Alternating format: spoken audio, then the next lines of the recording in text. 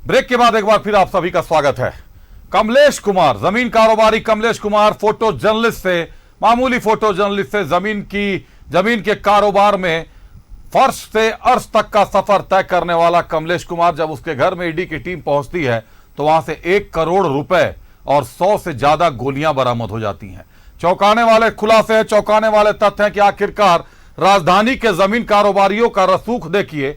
आप जिस इलाके में जाइएगा आपको कोई ना कोई बड़ा जमीन कारोबारी उस इलाके में मिल जाएगा, और हर जमीन कारोबारी किसी ना किसी राजनीतिक दल के संरक्षण में है या राजनीतिक दल पर प्रतिष्ठा प्राप्त पद पर बैठा हुआ है, यह भी है। लेकिन जमीन कारोबारियों के साथ जो जिला प्रशासन की परेशानी आती है कि जो जमीन का कारोबार करते हैं वो दरअसल अपने नाम पर कोई खेल खेलते नहीं, वो बीच वाले दूसरे नामों पर खेल खेलते हैं, किसी से लेते हैं, किसी को बेचते हैं, और उनके इस खेल में कई तरीके के लोग शामिल होते हैं। इसी तरीके का एक और नाम उभर कर सामने आया विक्की जायसवाल का। हमारे सहयोगी शाहनवाज ने इस पूरे मामले पर रिपोर्टिंग की कि कौन है ये विक्की जायसवाल, क्या करता है। देखिए शाहनवाज की रिपोर्ट।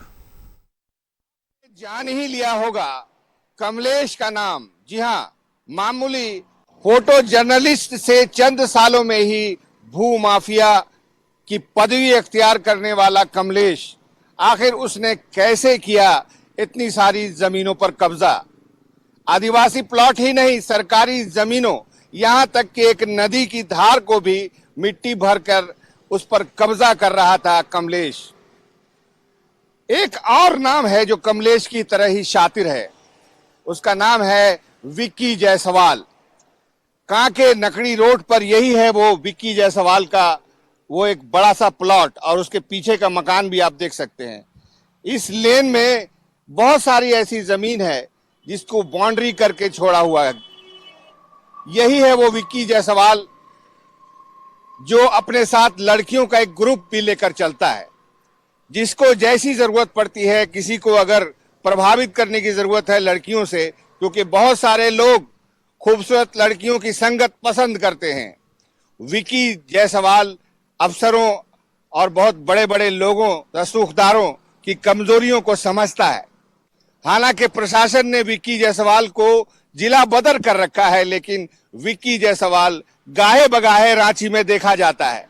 वो रांची में ही मौजूद रहता है, और कहीं न कहीं किसी न किसी प्लॉट पर जब घेराबंदी करने की जरूरत पड़ती है, उस पर जबरन कब्जे में करने के लिए बल और ताकत की जरूरत होती है, प्रदर्शन करने की जरूरत पड़ती है ताकत की, तो वहां पर विक्की जायसवाल अपने आप पर्दार्पित हो जाता है। जिस फॉर्मूले से कमलेश ने अकूत संपत्ति जमा की, उसी फॉर्मूले बल्कि उससे और कुछ नित नए फॉर्मूले को जोड़कर विक्की जायसवाल ने भी रांची के कांके, नगड़ी, यहां तक के पुंदाग में बहुत सारे ऐसे प्लॉट पर कब्जा किया है, उसकी घेरेबंदी की है, या फिर उस जमीन की दलाली में विक्की जायसवाल का हाथ है। प्रशासन को चाहिए, और यहां तक के ईडी को भी आप चाहिए कि दूसरे कमलेश की तलाश करे, जो है विक्की जायसवाल। आप देख सकते हैं यहां से कमलेश द्वारा विकसित की गई पुलिस हाउसिंग सोसाइटी के बंगले भी यहां से दिखाई देते हैं। यानी कमलेश और विक्की एक सिक्के के दो पहलू हैं। अगर ईडी ने कमलेश के ठिकानों पर छापा मारा और करोड़ों की संपत्ति मिली है, तो ईडी को चाहिए कि अब विक्की जायसवाल को भी टारगेट में रखे, और उसके भी पोजीशन से बहुत कुछ मिलने वाला है। कैमरामैन हेमंत के साथ मैं शाहनवाज अख्तर, न्यूज़ 11 भारत, रांची। तो ये नए कारोबारी का नाम सामने आया विक्की जायसवाल का। हालांकि जिस जगह पर कमलेश ने पुलिस हाउसिंग कॉलोनी को जमीन दिया, बड़े पुलिस अधिकारियों ने उस जगह पर निवेश किया है, कई ब्यूरोक्रेट्स के नाम शामिल हैं उसमें। उन पर क्या जांच होगी, क्या ईडी की जांच के रडार में वो भी आ जाएंगे। और ठीक पुलिस हाउसिंग कॉलोनी का गेट जहां से घुसता है, जिस कैंपस के अंदर एक रिजॉर्ट भी चल रहा है, उसके सामने कमल भूषण की भी जमीन है। कमल भूषण जिसकी हत्या कर दी गई। पूरी जमीन के बारे में बताया जाता है कि आदिवासी, गैर मजुरवा और भूइंहरी जमीन को मिलाकर पूरी की पूरी पुलिस हाउसिंग कॉलोनी को बसाने का निर्णय लिया गया था। अब कितनी सच्चाई है यह जिला प्रशासन की जांच में सामने आएगा। रुक करते हैं, शाहनवाज हमारे साथ जुड़े हुए हैं इस वक्त। शहनवाज, ईडी जांच की रडार में क्या पुलिस हाउसिंग कॉलोनी भी आ जाएगी कमलेश की गिरफ्तारी के बाद? क्योंकि पुलिस हाउसिंग कॉलोनी में तो बड़े आईपीएस अधिकारियों ने जमीन में निवेश कर रखा है, जिस तरीके की चर्चा है बाजार में। आनी ही चाहिए, क्योंकि टारगेट तो वही है कमलेश का पहला स्कूल जो जमीन कब्जा दिलाने की पूरी तालीम उसने ली है, तो उसका पहला एक्सपेरिमेंट पॉइंट जो है वो वही पुलिस हाउसिंग कॉलोनी है। और वहाँ जो कुछ भी चल रहा है आप देख रहे हैं, वहाँ चलने वाले हर बिजनेस और चलने वाले हर प्रकार की गतिविधियों को अब ईडी के रडार पर मानना चाहिए, क्योंकि वहीं से पता चलेगा कि ज़मीन का नेचर क्या था, किसकी ज़मीन का नेचर भूइंहरी था, किसकी ज़मीन का नेचर सीएनटी था। देखिए, अगर आप उसके अपोजिट अगर जाएं, आप जो पूरी हाउसिंग कॉलोनी बसी हुई उसके अपोजिट जाएं, तो नगड़ी मौजे की वो ज़मीन है, सीएनटी प्लॉट है। और आपको याद होगा 7-8 साल पहले वहाँ पर ज़बरदस्त संघर्ष हुआ था आदिवासियों और पुलिस के बीच। एक पूरी बाउंड्री बनाई गई थी जिसको आदिवासियों ने तोड़ दिया था। मैं भी वहाँ पर मौजूद था, मुझे भी चोट लगी थी पत्थरबाजी में। तो ये आदिवासियों का पूरा इलाका है, वहाँ पर ये स्वाभाविक सवाल है कि ये पुलिस कॉलोनी कैसे बस गई। फिर आपने एक जिनका नाम लिया, जिनका कमल भूषण, जिनका मर्डर हुआ है, उनको ये ज़मीन कैसे मिली। अगर आप नगड़ी रोड पर आगे सफ़र करें तो आगे जाकर बाईं तरफ एक और प्लॉट, बाकायदा एक बंगलो और सामने में प्लॉट, कुछ दुकानें बनाई गई हैं, वो विक्की जायसवाल की है। और इसी तरह से बीच बीच में आदिवासी प्लॉट, बीच बीच में जनरल कोई निर्माण, गंगा ढाबा, तो गंगा भोजनालय, कोई मैरिज हॉल। तो ये सब सारी चीज़ें ज़मीन के नेचर में हेर फेर करके इन्हीं लोगों ने, जिसमें कमलेश भी शामिल है, विक्की जायसवाल भी शामिल है, और भी कुछ नाम हो सकते हैं, इन लोगों ने ये कारनामा किया है। और इसमें बड़े अधिकारियों की संलिप्तता, सीओ ऑफिस की संलिप्तता, और बाकी अगर कोई कोर कसर अगर हो जाए तो कलकत्ता से डॉक्यूमेंट ला करके फर्जी, जिस तरह से चेशायर होम ज़मीन, सेना की ज़मीन में जो हेरा फेरी की गई और उसके बदले में बहुत सारे लोग जेल भी है, जिसमें एक तत्कालीन डीसी भी जेल में है। तो कुल मिलाकर के इसी तरह की चीज़ें की हैं। मैं आज आपको, अभिषेक, आज की बात बताता हूँ। आपने ठीक कहा कि हर क्षेत्र में जिस तरह कोई दबंग होता है, हर क्षेत्र का कोई पार्षद होता है, हर क्षेत्र का कोई दबंग व्यक्ति होता है, हर क्षेत्र में कोई बड़ा डॉक्टर होता है, वैसे ही हर क्षेत्र में एक दबंग भूमाफिया भी होता है। जहां जाइए आपको उसका नाम पता चल जाएगा, उसका रहन सहन, उसके पास उसके जो गुंडे मसलमैन्स वो रखता है। मैं आज पुंदाग में, मुझे खबर मिली कि एक जगह एक बहुत बड़े प्लॉट को सीमेंटेड बाउंड्री से घेरा जा रहा है आनन फानन में।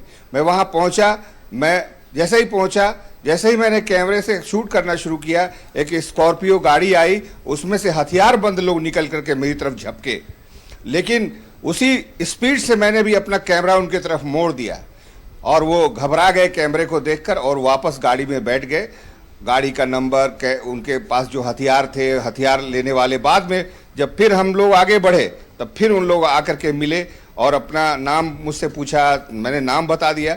बताइए साहब, शहर में दिन दहाड़े प्लॉट की रक्षा करने के लिए मसल्समैन रखे हुए हैं, high definition camera, CCTV camera अपने घरों पे रखे हुए हैं, ताकि अगर पुलिस या कोई इस तरह के अधिकारी या कोई एक्टिविटी या उनके दुश्मन उनके घर की तरफ आगे बढ़े तो उनको अंदर ही पता चल जाए। फिर मसलमैन को भेज के 1 मिनट में पता चल गया कि कोई आदमी कैमरा लेकर के शूट करने आया हुआ है। तो कुल मिलाकर के ये वक्त आ गया है जब इस प्रदेश में इतना कुछ हो चुका है, ज़मीन को लेकर के, ज़मीन की हेरा फेरी, ज़मीन के नेचर को बदलने को लेकर के इतनी चर्चा हो चुकी है कि अब ईडी को भी अब जहां हाथ डाल रही है वहां ज़मीन का घपला नज़र आता है, ज़मीन के कारोबार में इन्वॉल्वमेंट नज़र आता है। अंतु तिर्की को देख लीजिए, अभी शेखर कुशवाहा को देख लीजिए, जिसकी निशानदेही पर कमलेश पकड़ा गया है, कमलेश को देख लीजिए, उसकी सब तरह के कारनामे को देख लीजिए। तो जब वक्त आ गया है कि कमलेश जैसे, विक्की जायसवाल जैसे जितने भी भूमाफिया हैं और भूमाफियाओं से संपर्क में रहने वाले सीआई, बहुत सारे ऐसे लोग हैं जिनके पास पेट्रोल पंप है बाकायदा और मंडराते रहते हैं, कभी नगड़ी के बन जाएंगे, कभी नामकुम के बन जाएंगे, कभी कहीं के बन जाएंगे। उसके बाद प्रमोट करके पहले बीडीओ सीओ बन जाते हैं। तो ये जो लोग हैं इन पर भी ईडी की दबिश होनी चाहिए और पूरा का पूरा नेटवर्क जो है पकड़ने की ज़रूरत है। और इनका सूत्र जो है कमलेश से मिल सकता है, विक्की जायसवाल से मिल सकता है, शेखर कुशवाहा से मिल सकता है, जो अभी हवालात में गए हैं। जी शहनाज, एक और मनी लॉन्ड्रिंग, ईडी की जांच जब जाती है तो मनी लॉन्ड्रिंग की तरफ मामला जाता है। कहीं ना कहीं सफेद पोशों के पास, अधिकारियों के पास, नेताओं के पास कहीं ना कहीं मनी लॉन्ड्रिंग उनके द्वारा की गई होती है। रांची के भूमाफियाओं की बात करें तो ज्यादातर भूमाफिया या तो खुद राजनीतिक दल में प्रतिष्ठा प्राप्त व्यक्ति है या तो उनको राजनीतिक दल का संरक्षण प्राप्त है। आखिर ऐसे सफेद पोशों पर क्या कार्रवाई होगी, क्योंकि विपक्ष आरोप लगाता रहता है कि भाजपा कभी ईडी की कार्रवाई अपने दल के लोगों पर नहीं करवाती। देखिए, ये बात बिल्कुल सच है कि यहाँ पर जितने भी बड़े बड़े अधिकारी हैं, आईएएस अधिकारी हैं, उन सब लोगों ने रांची के आसपास बड़े बड़े प्लॉट्स ले रखे हैं। कई लोगों पर जांच भी चल रही है, कई लोगों पर ईडी की कार्रवाई भी चल रही है। और ये वो क्षेत्र जो पसंदीदा क्षेत्र हैं उसमें से वो कांके का क्षेत्र आता है। फिर बाकी अगर आप हट करके थोड़ा सा देखें तो ओरमांझी के क्षेत्र में बहुत सारी प्लॉटिंग जो है आपको मिलेगी।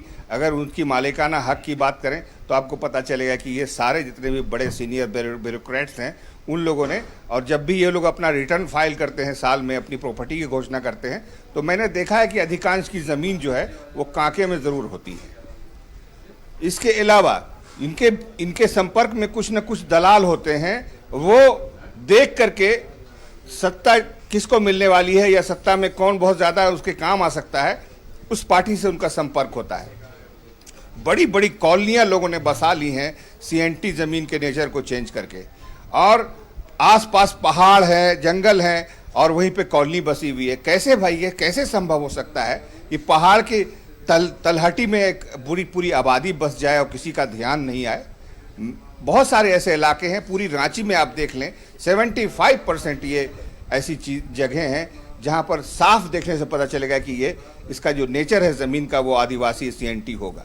लेकिन देखिए तो उसका नेचर बदला हुआ है। कहीं किसी ज़माने में उसको जो एक कोर्ट SAR कोर्ट होता था उसमें जा कर के उस मामले को निपटा लिया। कहीं किसी तरह से पैसे और गरीबी का फ़ायदा उठाकर आदिवासियों को यहाँ की ज़मीन का नेचर चेंज किया है। और बिल्कुल शहनाज, कहीं ना कहीं किसी न किसी तरीके से गरीबों की जमीन लूटी जा रही है, जिसको लूटने से बचाया जाना चाहिए। लेकिन ईडी की रेड ये कहती है कि यह मामला गरीबों का नहीं, यह मामला अमीरों का है, क्योंकि जहां मनी लॉन्ड्रिंग का मामला आएगा ईडी वहीं घुसेगी। ईडी का काम जमीन से कब्जा छुड़ाना नहीं, ईडी का काम जमीन पर जमीन के दस्तावेजों के हेरफेर को सार्वजनिक करना नहीं। ईडी का काम मनी लॉन्ड्रिंग से जुड़ा मामला है, जहां पैसों का निवेश कर सफेद पोश अपने काले धन को सफेद करते हैं। ईडी का काम ऐसे चेहरों को बेनकाब करना है। तो यह मान के चला जा सकता है कि कमलेश चूंकि फरार है, अगर कमलेश की गिरफ्तारी होती है तो पुलिस हाउसिंग कॉलोनी कहीं ना कहीं रडार पर आ जाएगी। कई बड़े सफेद पोश बेनकाब होने की स्थिति में आ जाएंगे। बहुत धन्यवाद शहनाज, हमारे साथ जुड़ने के लिए, तमाम जानकारियों के लिए।